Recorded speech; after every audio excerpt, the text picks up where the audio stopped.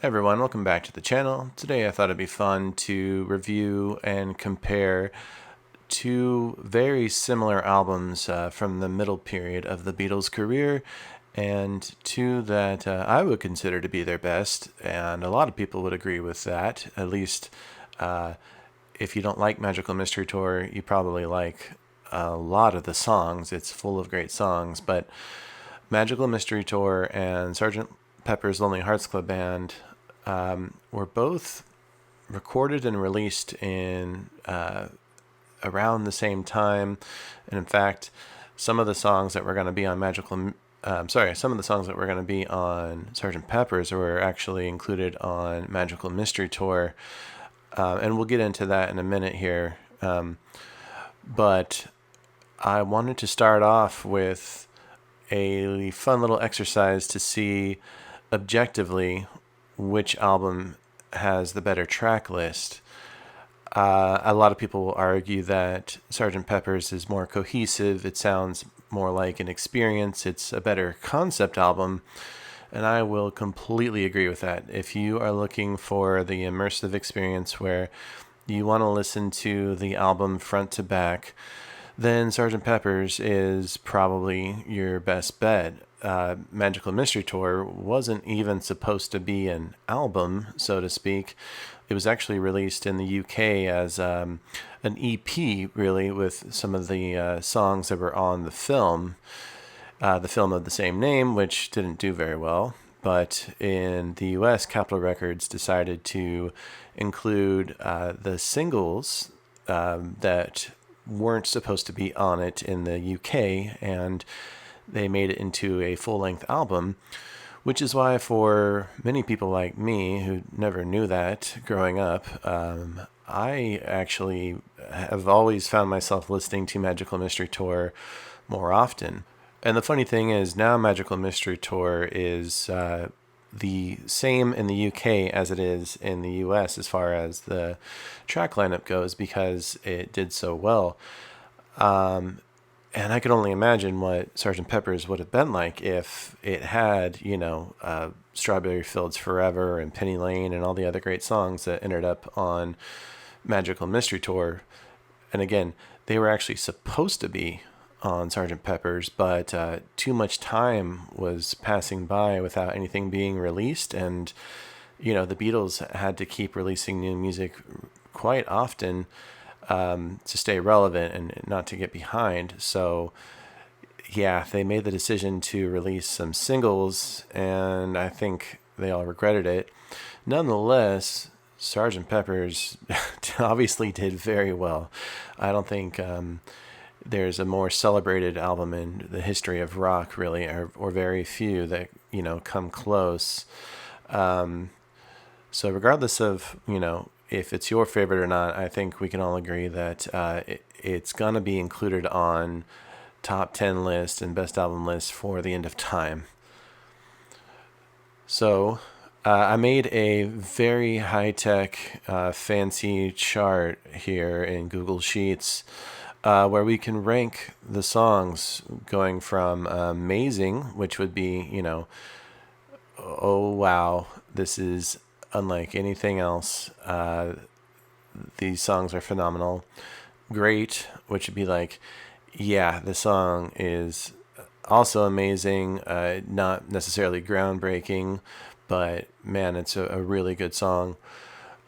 Good would be, yeah, I'd listen to it, but I don't consider it to be their best work. Okay would be, well, I think it's subjectively good, but I don't listen to it, or I skip it from time to time. And then kinda bad, which is I don't ever listen to that song. I don't want to hear it. I doubt there's a lot of kinda bad songs, but I did want to put that as an option. So, all right. I'm going through and making this list in real time with you, so it might change as we go, but let's take a look first at Sgt. Pepper's, and let's go down to the track list here. Okay, so here's the track listing for Sgt. Pepper's, and we're going to start with the first song, which is Sgt. Pepper's Lonely Hearts Club Band. Okay, so I'm going to rank this song as a great song. And my reasoning for that is because, I mean, musically, it's amazing. You've got the orchestra and the really cool rock and roll riffs playing on the guitar. But the idea of this alternate band that essentially Paul came up with, that they're introducing us to, I don't think that was being done before this album. So I'm going to put it at great.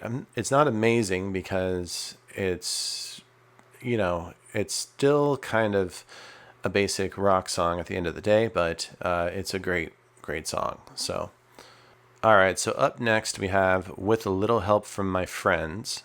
What would you think if I sang out it too? And I'll just get to the point with this one, and I'm saying this one is an amazing song. I mean, it's my favorite song that Ringo sings. It's probably in my top 10 Beatles songs. It puts a smile on my face and makes me feel good no matter what, every time I hear it. Not to mention the transition from Sgt. Pepper's Lonely Hearts Club Band, the song, into With a Little Help from My Friends, really just adds to it. It's an amazing song, without a doubt. Okay, so third on the track list is Lucy in the Sky with Diamonds. Picture yourself in a boat. Okay, Lucy in the Sky with Diamonds is an amazing song. I don't think that needs to be argued with too much. Yeah, Lucy in the Sky with Diamonds is absolutely an amazing song. Very psychedelic, very 60s, but still timeless at the same time. And I think most would agree it's one of their best songs. Okay, so the fourth song on the track listing is Getting Better. It's getting better all the time. Okay, this is a tough one. I'm gonna rank this one as good. I don't know. I think it's a good song. It's uplifting. Some of the lyrics are definitely outdated, if you know what I mean. But it was never one that I wanted to put on repeat myself. I think I want to say it's been used in some commercials and that kind of thing. A lot of these songs have been by now, but just sort of overdone. And I don't want to say if a song's been overdone should be too much of a factor, because I'm trying to remove that from the situation and just look at the songs objectively, like I said. So I'm going to put it at good, though. You know what? I think I actually might put Getting Better as great. Man, this is harder than I thought. Yeah, I'm going to put Getting Better as great.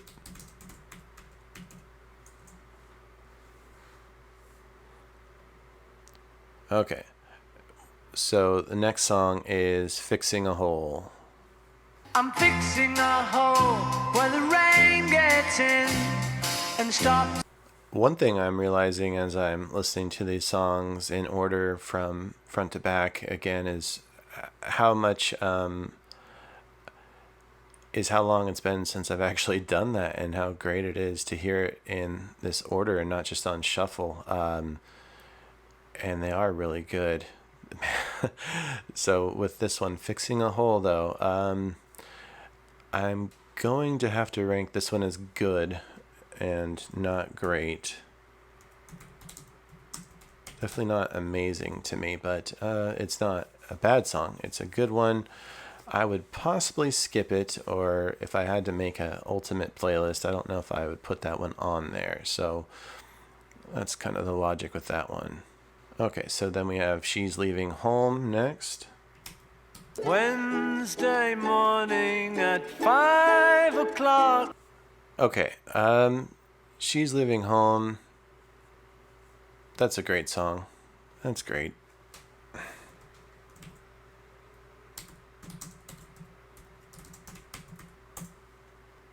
I don't know what else to say about it. It's a great song.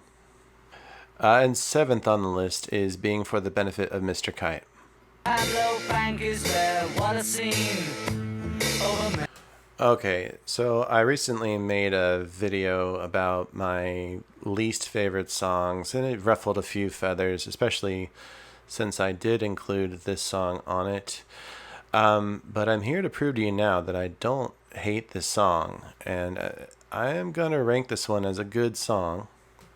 And it might be hard to justify why I think it's good and not great, but hey, I at least know that it's better than just okay or kind of bad. I get that there was definitely some genius involved with the writing of it, but just like with Fixing a Hole, I know they're good songs. They're just not ones that I would put on my top Beatles song playlist. If I was stranded on a desert island, I wouldn't need Being for the Benefit of Mr. Kite more so than Hey Jude, personally, just to give you an example. So I have to be honest and say it's a good song, and I'm going to rank it as such. No more, no less. Alright, so now we're on side 2, and the first track on side 2 is Within You, Without You.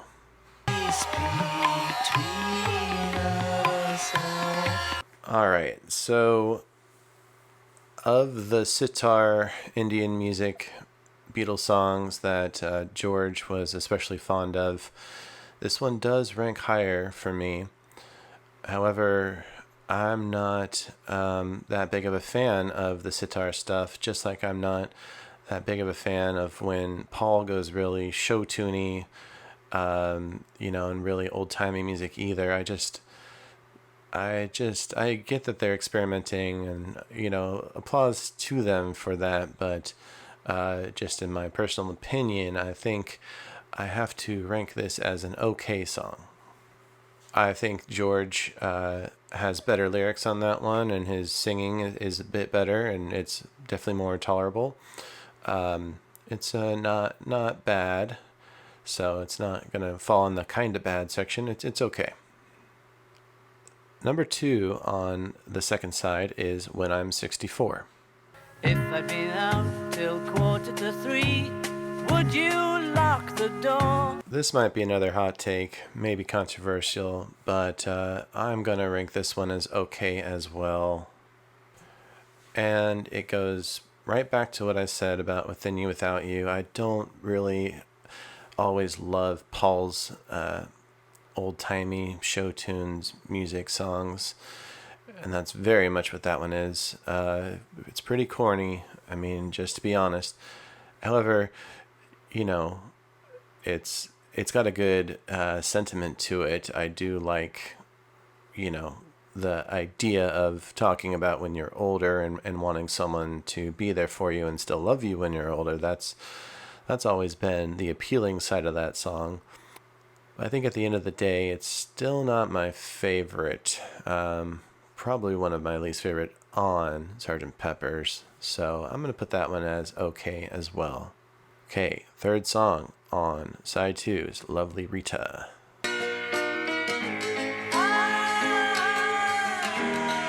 Can I just say that Paul's bass is always phenomenal, and I never get sick of hearing his bass, no matter what the song. And I also wanted to mention that this is a song that I guess I kind of forget about sometimes. And listening to it again, boy, I'm in between great and amazing. But I'm going to put this one as amazing. Just the storytelling is good. The background vocals are good. It's an amazing song. All right, number 4 is Good Morning, Good Morning. Say, but what a day, how's your This is probably one of the first ones that I would say is almost kind of bad, but it's going to go with okay. All right, I'm ranking Good Morning, Good Morning as an okay song, mostly because the lyrics are a little sloppy, a little lazy in my opinion. I don't think it's John's best work. I mean, when you're singing songs like I've got nothing to say but it's okay and just good morning, I think, I'm clearly not as good of a songwriter as him, but I can tell when it's just a little bit of a easy way out. But I don't blame him. He had to write a lot of songs. Okay, we're getting towards the end. Now we're back to Sgt. Pepper's Lonely Hearts Club Band Reprise. Alright, so right away, this is going to be a great song.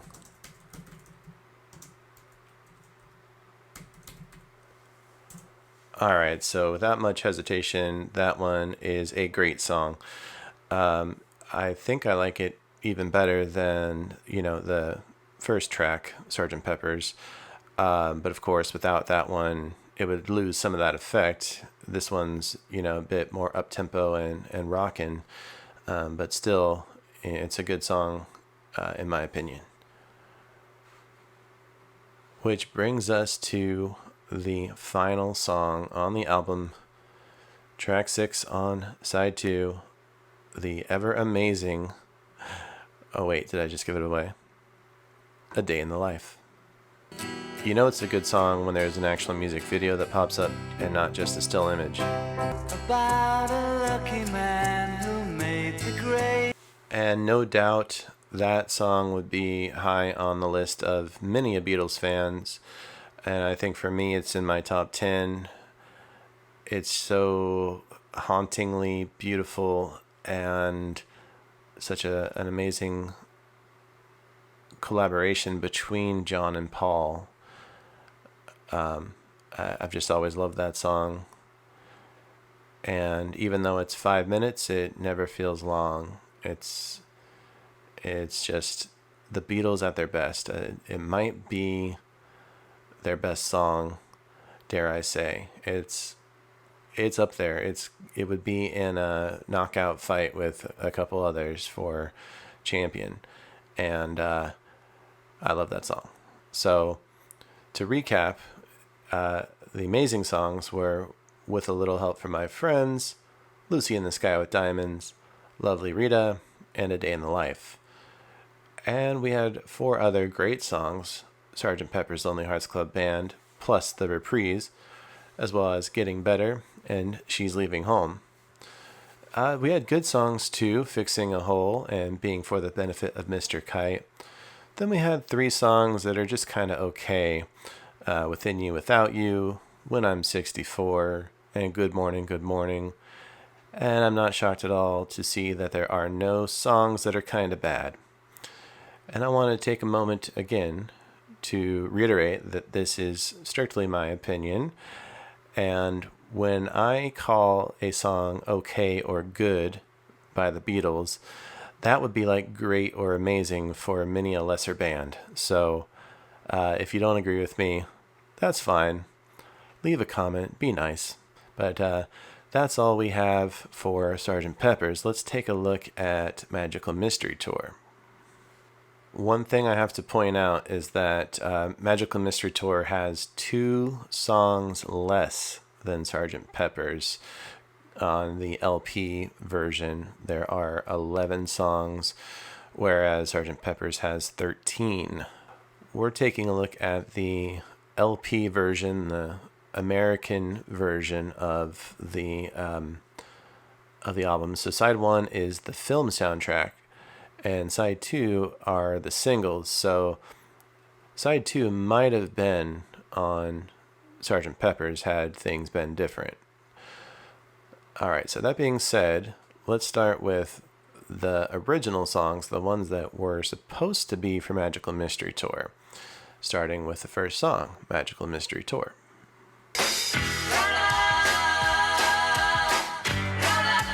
Okay, so Magical Mystery Tour, the song. A lot of people might not love that song. I might not like it as much as I do.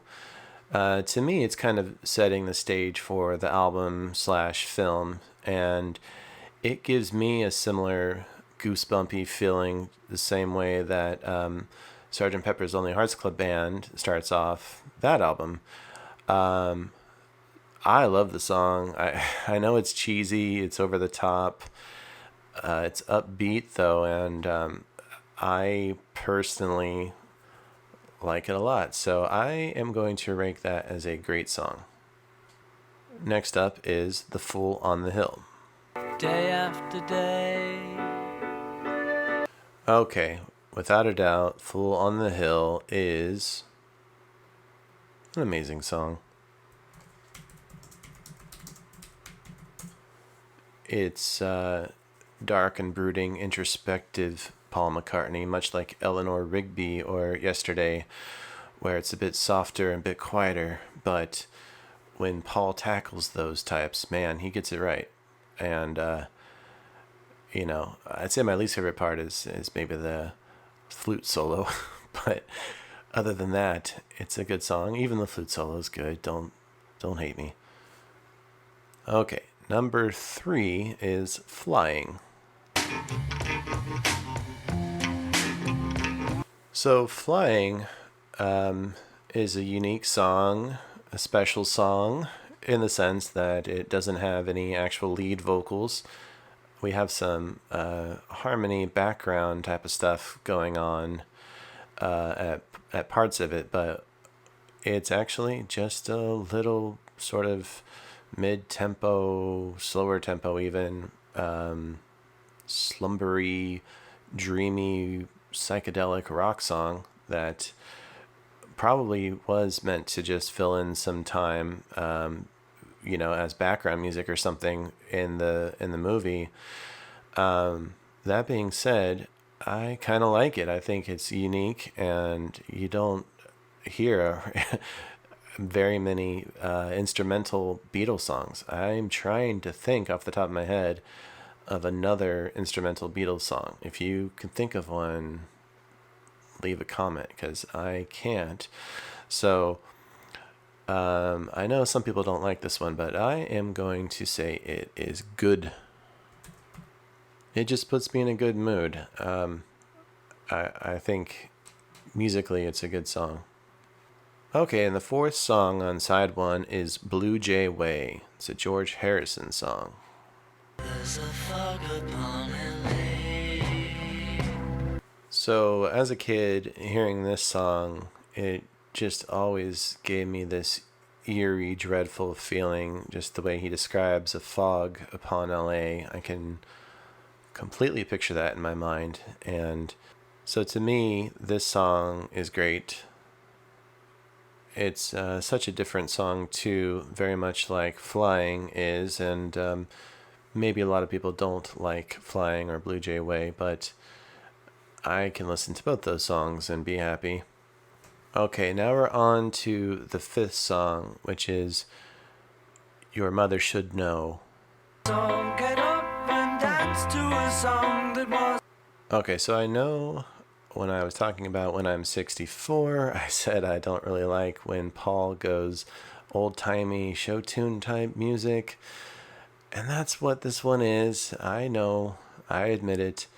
But this one's just better in so many ways. It kind of accomplishes what he's trying to do a little bit better, in my opinion. I don't know. To me, I still have to rank this one higher than When I'm 64, because me saying that I don't necessarily love Paul's show tune stuff doesn't mean I'm not allowed to really like a couple of them. And this one I actually do. So I'm going to put this one at good. And I'd say so far at this point, we're at the 6th song on side 1, and Magical Mystery Tour is doing okay, but it's up against some tough competition with Sgt. Pepper, so I'm really anxious to see how this turns out. Number 6 now is I Am the Walrus. I am he as you are, he as... Let's not waste any time. If you don't like I Am the Walrus, you don't like John Lennon, you don't like the Beatles, you don't like the 60s, you don't like good music, you don't like classic rock, I Am the Walrus is one of the best songs ever written. End of story. So I don't feel like I need to explain why I Am the Walrus is such a great song. It's iconic. Everyone knows that song. Maybe it's a little bit goofy. Maybe it's a little silly. But it gets your toes tapping, and it's unique and different, and it's got some really interesting lyrics It's just an amazing song, so it has to rank as an amazing song. So now we're on to side two, and these were the singles, but they were again included on the album, starting with Hello Goodbye. Go, go, go! Okay, so this is another song that maybe you've heard it one too many times. Maybe it's been featured in too many advertisements or commercials. Maybe you just think it's a little bit trite. However, it is objectively great, and the first time you heard it, you probably knew that the melody and the lyrics and everything about it is objectively good songwriting, and the craftsmanship of it is plainly there. So this qualifies as a great song. It might not be amazing, it might not be A Day in the Life or I'm the Walrus, but it's a good song. Next up, track 2 on the second side is Strawberry Fields Forever.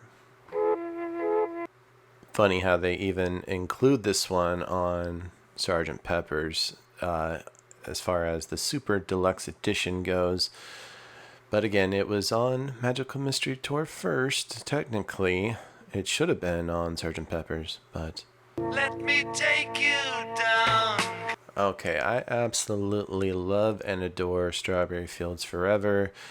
It was groundbreaking and crucial to the advancement of recording as far as some of the techniques that George Martin helped with slowing down the tape and splicing together a slower and a faster version to give it that crazy effect that sounds so cool and so seamless.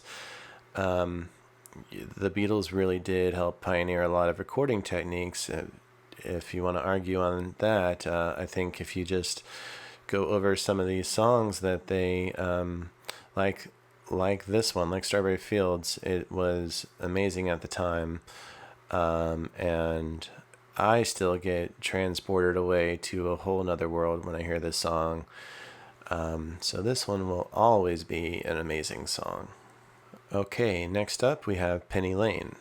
Penny Lane, there is a barber showing photographs. So I've never been to Liverpool or the UK for that matter, and I've never traveled time back to the 60s or any other time for that matter. But through the power of music, the Beatles somehow managed to transport us to a time and a place that most of us have never been to. And it's amazing. So, of course, Penny Lane is an amazing song. All right. Track 4 is Baby You're a Rich Man. Listen to that bass. Who is this guy? I freaking love this song. I think it's underrated. I'm not sure if it's on everyone's top list and I just don't know. But everything about that song is so good. And I can just listen to that bass line. If I focus in on what Paul's doing on the bass, that alone, it's like Dear Prudence, you know. It's so mesmerizing. He does the coolest little bass melodies and bass lines. So controversial maybe, but I think Baby You're a Rich Man is amazing. And with that, our list is technically at 5 amazing songs on Magical Mystery Tour versus 4 amazing songs on Sgt. Pepper's. However, we haven't found any that are kind of bad yet, so let's see what we have left. It's probably a bad song, right? I'm sure there has to be a bad song on Magical Mystery Tour. Oh, okay. So the last song is All You Need Is Love. How's that one go again? I don't think I remember that one. Oh, right. Alright, so obviously I know All You Need Is Love. And it's an amazing song. I ran out of room on here. Gonna have to add this in on the same line. Oh boy, yeah. So if there was ever an anthem for the '60s and for that just sort of summed up what the Beatles were trying to go for, what they were trying to bring to the culture. All You Need Is Love. I mean, it was the first worldwide televised broadcast through satellite, I believe. And, just the whole message of it, it's so cool. The way they reference back to their earlier songs and the call and response from John and Paul. It's just really an amazing song. So I can easily add that to the amazing list. And that is the end of the comparison. So let's see how we rank here. From bottom to top, we don't have any kind of bad songs, and I'm not really too surprised. But in the okay songs category, we only have songs from Sgt. Pepper's. So we have, Within You, Without You, When I'm 64, and Good Morning, which, for me, I could take it or leave it with those ones. They're okay, but not my favorites. And then we have only 4 songs that are good. So they're not great, but they're pretty good. So we have Fixing a Hole and Being for the Benefit of Mr. Kite. And then we have the instrumental song Flying. And then we have Your Mother Should Know, which is just a little cheesy, but it's a fun song. And then once we get to the great songs category, technically Sgt. Pepper's would win out here with having 4 songs, but remember that Magical Mystery Tour had 2 songs less. But we had Sgt. Pepper's Lonely Hearts Club Band and She's Leaving Home, Getting Better, and then the reprise of Sgt. Pepper's Lonely Hearts Club Band, which is almost like one song. And then we have Magical Mystery Tour, Blue Jay Way, and Hello Goodbye. So that's almost just basically a tie right there as well. But when we get into the amazing category, we have 4 amazing songs on Sgt. Pepper's, With a Little Help from My Friends, Lucy in the Sky with Diamonds, Lovely Rita, and of course, A Day in the Life. And I think overall, A Day in the Life might be the most amazing song out of all of the songs here. However, Strawberry Fields Forever and All You Need Is Love would try to take that spot as well. But from Magical Mystery Tour, we have Fool on the Hill, I Am the Walrus, Strawberry Fields Forever, Penny Lane, Baby You're a Rich Man, and All You Need Is Love. Even if you don't consider Baby You're a Rich Man to be amazing, that's still 5 versus 4. So I'm going to have to say that, Magical Mystery Tour does win in terms of having the better song list. There's not an okay or bad song. They're all good, great, or amazing. Whereas Sgt. Pepper's has a few that you just kind of don't want to listen to all the time. And again, for some people, every single song is amazing. Every single song is kind of bad. It depends on your own personal take. But this is how I find it to be. And let me know what you think. Drop a comment. And, let's hear what the opinions are on this list. So Magical Mystery Tour was recorded April 25th through May 3rd, and then again August 22nd through November 7th of 1967. Although it states here that although it also states that the LP was November 29th, 1966 through November 7th, 1967. So that's a little hard to decipher, but I think it has to do with the fact that it was singles and it was a film soundtrack kind of, mashed together. So it wasn't like they just went into the recording studio all at one time to record them in, 1 or 2 weeks like they would normally do. It was released November 27th, 1967 in the US as an LP, and then December 8th in the UK as an EP. If you haven't seen the film, it didn't do too well. I personally do enjoy it. I think it's a fun time. It's quirky and weird, and a lot of it doesn't make sense. But you know, most of the time in the Beatles movies, it's kind of like that. Help is a pretty weird, random movie. I still love Help, and Hard Day's Night can be hard to understand, just with with my American ears trying to decipher what they're saying. But so if I had to watch a Beatles movie, I actually do enjoy Magical Mystery Tour a lot compared to some of them myself. I can understand why at the time it didn't go over so well, and why A Hard Day's Night is historically probably more significant. But it's worth checking out if you are interested. So Sgt. Pepper's was recorded December 6, 1966 through April 21st, 1967, and was released May 26, 1967.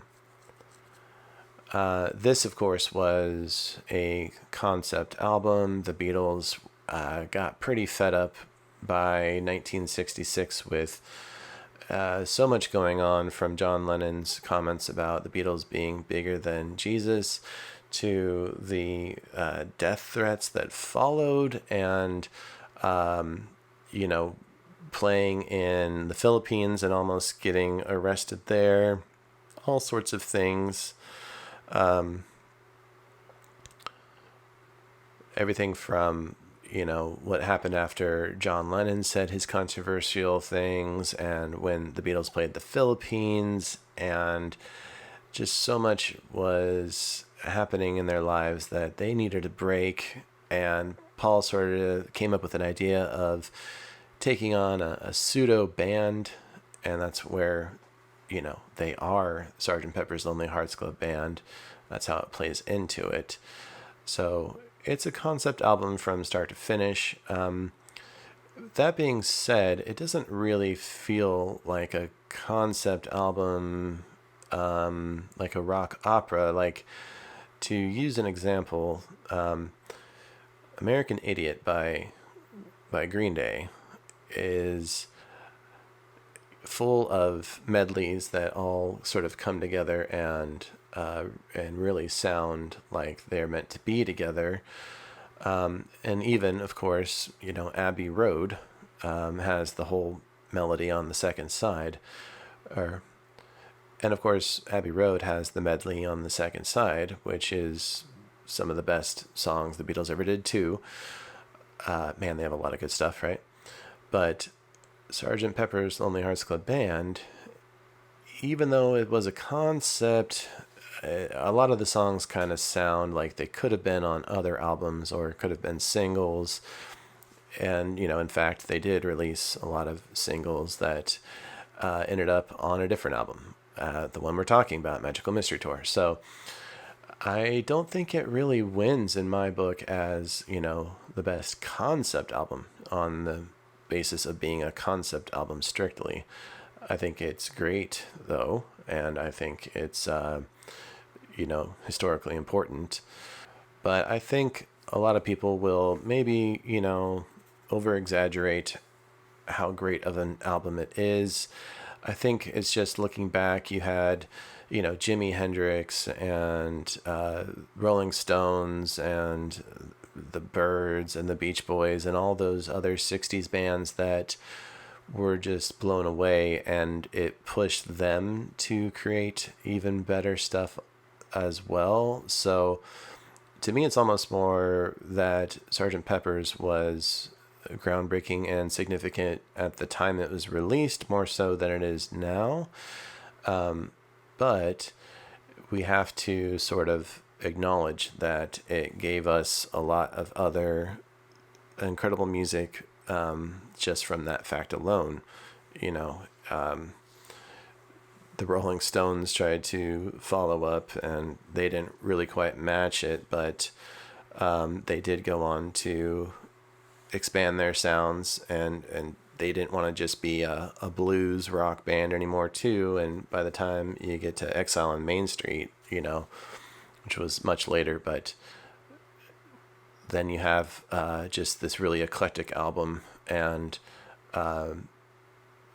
I may not love the styles that the Beatles ventured into when they veered away from psychedelic or rock, but I think them pushing those boundaries and pushing the technological boundaries really did a lot to shape the way rock ended up going, for better or for worse, because rock sort of started to decline after 70s, 80s, 90s, and so on.